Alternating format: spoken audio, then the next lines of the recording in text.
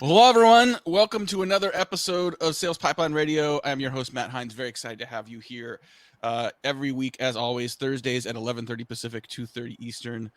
If you are watching live on LinkedIn, so happy that you're joining us in the middle of your workday. The advantage of watching live is you can be part of the show. If you have a question for our guest today, if you have a question or comment related to our topic today, we're going to talk about some of the new rules of remote hybrid sales, how to manage it, how to do it. Very much looking forward to this conversation. Feel free to throw that into the chat, into the comments in LinkedIn, and we could reference some of those, may even bring you into the show. If you are watching this or listening on demand, thank you very much for all of your subscriptions and downloads. We're up to about 335 episodes of this program, all available on demand at salespipelineradio.com. Very excited to have our guest today. He's the VP of Global Sales at LawView, Rob Gattel. Rob, thanks so much for joining us today. Oh, thanks for having me, Matt. I'm really happy to join and excited about our talk. So you have, as I mentioned this before, you have one of the more unique resumes just over in terms of managing sales over the last couple of years. You've got sort of a pre-COVID period, a during COVID period. You're fairly new at LawView now as well. I mean, on the front lines as a sales executive, you have seen various phases of the evolution of sort of managing sales and sort of this remote hybrid sales. What have you seen change? And what are some trends that you saw maybe before that have been accelerated now because of COVID? Yeah, it's an interesting question, and it's an interesting thing to contemplate. In terms of the work world, sales has always been, at least in my world, sales has always been remote. The team has always, pretty much worked out of their homes. We're used to, so from a leadership standpoint, leading a team, used to working in that environment, where you're not together with the people on your team very often. You've got to manage them, you've got to motivate them, you've got to, ensure great sales performance. So not much has changed there. Although periodically, I would be in the field with them. Obviously that's changed. Yeah. At least temporarily during this COVID time. The big change has been with how we deal with prospective customers, how we actually interface with our prospects. So that has traditionally always been in person, and we've always found, as I'm sure everybody would agree, that that's the most effective way to deal with, to have sales meetings, to be able to be in person, be able to make that human connection, be able to read the room, live. Yeah. And then, before and after the meeting, you learn an awful lot. While you're getting set up, you're talking to your contacts, and then afterwards, when you break down and you're on the way to the elevator, those are very valuable minutes where you actually learn how you did, how what the initiative is with the prospect. So obviously we don't have that now. We have to, everything's done by appointment. It's a hard start and a hard stop. You don't get those fringe moments that are so important. So, sales is all about making a connection and helping the client and being curious about the client's business, the client's job. So that hasn't changed. It's just probably more difficult to do that, on a video call. So let's dive into that a little bit, because I think you're right. I think there's I mean, honestly, I think back when we were just on the phone, very, very different than being in person. I would argue that like when we can see each other, you can see my facial expressions, I can see your body language. There's elements of that in-person piece that still exists. But the before and after, I love that you described those fringe moments, those before and after moments when, you walk into someone's office. Someone taught me once, when you walk into someone's office, like, look at the walls, what's on the walls, and what's on the walls is what they prioritize and what they love. And it gives you some sort of small talk opportunities, or just learn more about the person. I love, obviously when you're walking out, you can sort of comment on that, or just talk about, hey, I noticed you got an Alabama sign, like big game coming up. Those are different now because we do have hard stops. How do you recommend remote sellers try to replace that? What are some tactics that you see are working to try to still build some rapport and connection with prospects remotely? Yeah, boy, I don't know if I have the I don't know if I have all the answers to that. But the first of all, there are, and most people don't think about this. There are little things that you can do. For example, looking into the camera. You shouldn't, the camera should be focused right on, and right on you. You should have Mm-hmm. adequate lighting. You should be, speaking slowly, speaking, and just those things that make it a warmer meeting. And you can still have eye to eye contact. I see a lot of folks that they don't have good audio, they don't have good lighting. There's just discomfort, Mm-hmm. um, and making it harder to connect, human to human on a virtual call. So that's something that's easy. That's that you can do. Just and then you just have to do the best you can. I don't really have, by making sure that you. The other thing that is really important that salespeople, I think, make frequent mistakes on frequently is if they're doing a demonstration, they go right up to the last minute and Right. don't leave any time for questions, for wrap up, for small talk, for and that's really the most important time. You've got to leave. The tendency is to show everything you know about your product, your service, and you frequently run out of time, of course, because you're going too deep, taking too long in some areas. So you've got to leave that 10 minutes, even 15, to Mm-hmm. wrap up, get their feedback, learn more. Did you hit what they were interested in? Right. It's an opportunity to probe more and ask more about the challenges they're facing. Does this seem to solve your, so you've got to have that talk. You've got to have that that interaction, and that warmth and connection. Talking today on Sales Pipeline Radio with Rob Gattel. He's the VP of Global Sales at LawView, and I think what I'm hearing from you is that the process of selling and relationship building is no different. The formats and channels we have changed, and we have to adapt the tactics of how we do that there, including knowing you're not going to have a few minutes to walk them to the elevator. You need to do that in the meeting time, and so adjusting to that is important. I mean, LawView is global. You own selling across various markets. I remember back when I was working in a company selling to real estate agents, and we had different approaches for East Coast realtors than we did for West Coast realtors when they were calling, just because there were regional cultural differences in terms of how people wanted to have that conversation. Do you how are there regional cultural differences that you're seeing in a remote world when you've got sellers North America, Europe, Asia, etc.? Yeah, good question. I don't necessarily buy into that. You've got to deal with the person that's in front of you, Mm-hmm. whether that's virtual or in person. So it might be that there's cultural differences, even if you're in the same state.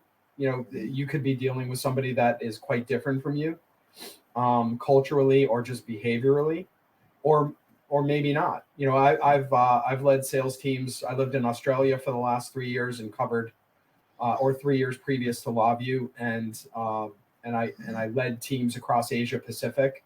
And there are more similarities than differences, and you've got to. You cannot make assumptions about. I'm going in and talking to a New York company, so obviously they're going to be impatient, direct to the point. You can't make an assumption about the person you're about to meet before you've even met them. Right. You've got to get to know them, see what what makes them tick, see what problems, and the minute whether it's virtual or in person, they're going to see whether you're interested in them and their business, or whether they're interested in just making a sale and going through a checklist of conversation. And so I really don't buy into painting with a broad brush about a person or a company based on whether it's East Coast, West Coast, or other countries, US. You've got to deal with the person in front of you. I love that. Thank you for sharing that. Let's pivot a little bit to sort of career development. I mean, I really feel for a lot of people that are new in sales, that are new to joining teams, that are new to, joining the sales ranks, maybe fresh college grads that I know early in my career, having a team that you got together, hearing other people sell, seeing other people sell, having sort of mentorship relationships, even just grabbing a beer after work and just sort of chatting about your day, and sort of that camaraderie and the learning of junior versus senior with senior people. How do you replace that? Like, how do you continue to sort of build early sales careers when you don't have that environment the same way anymore?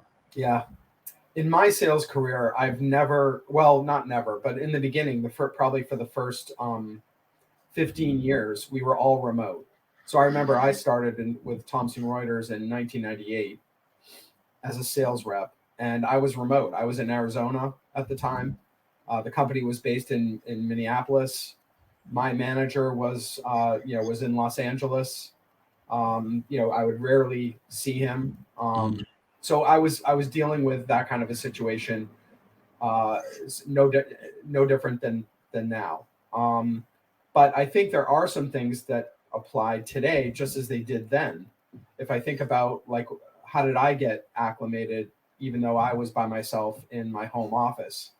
Well, having a mentor on the team, making friends on the team, having regular calls, sharing experiences. I remember, I would sometimes have hours to drive from Phoenix to Las Vegas, covering, going on appointments in my territory. I would frequently call colleagues, and we would talk, and sometimes commiserate, sometimes celebrate together.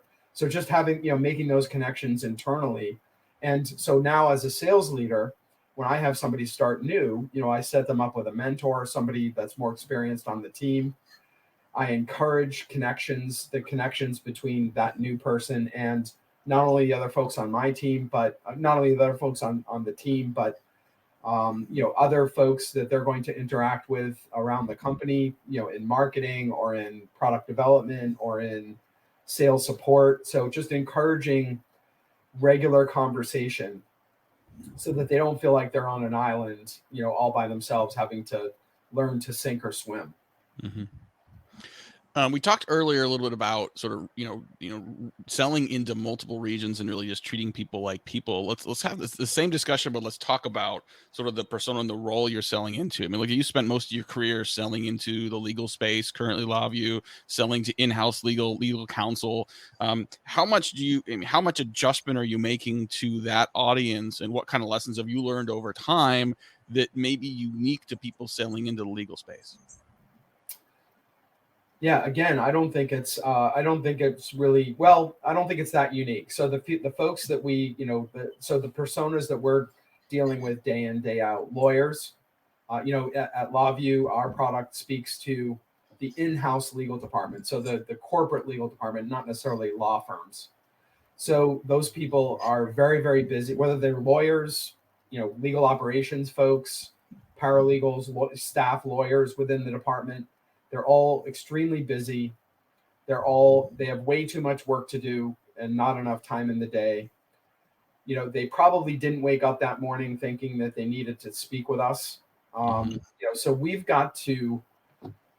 so the most effective way to sell in recent years is digital marketing, to where the marketing department is, they're really generating very thoughtful pieces, to try to gain interest.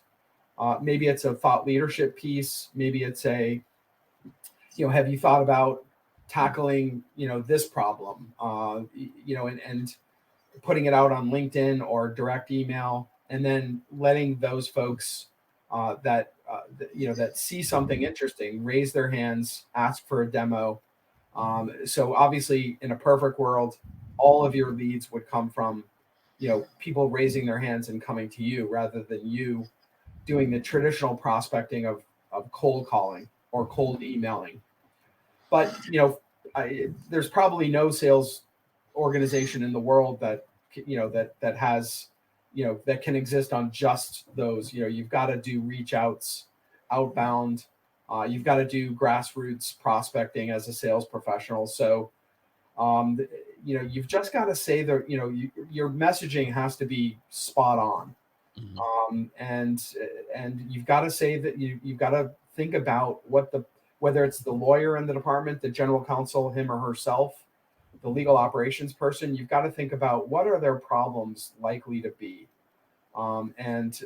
Before you talk to them, and if you can say a few things to catch their attention, and if it's a key problem that's keeping them up at night, they're going to want to talk to you.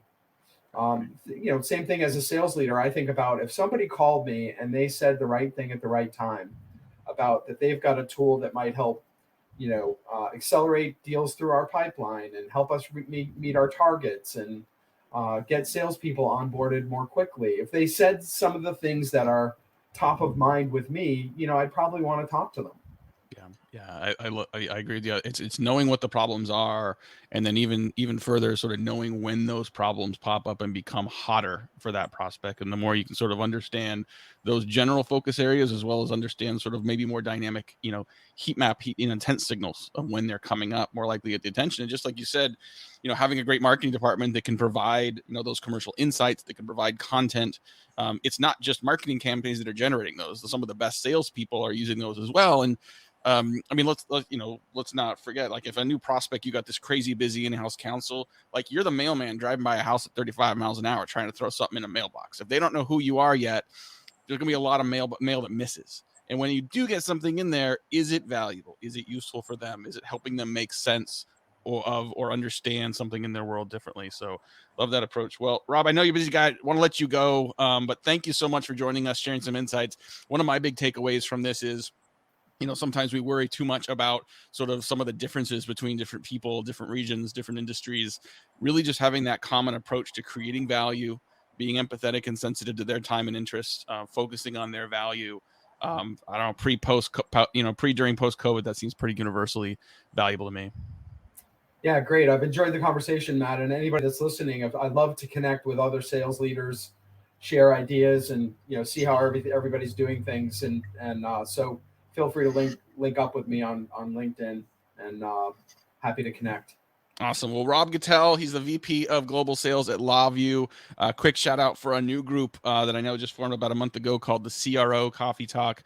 Chief Revenue Officers, heads of sales getting together on a bi-weekly basis, doing exactly what Rob's looking for. So thank you, everyone, for watching us live. For those of you listening on demand, appreciate the download and listen. We'll be here next week again with more talk on B2B sales and marketing. My name is Matt Hines. Thanks for watching and listening. Another episode of Sales Pipeline Radio.